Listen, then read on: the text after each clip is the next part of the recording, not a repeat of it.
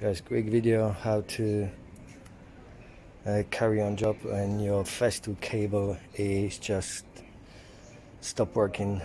Common fault happening here.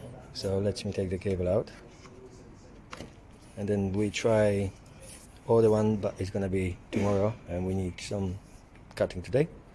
Simple.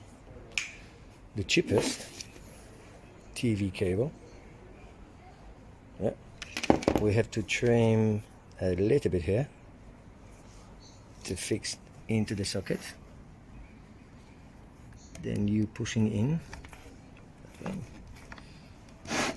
Give me 1 sec.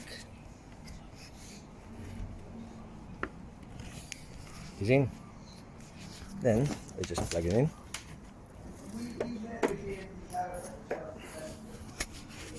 That's it.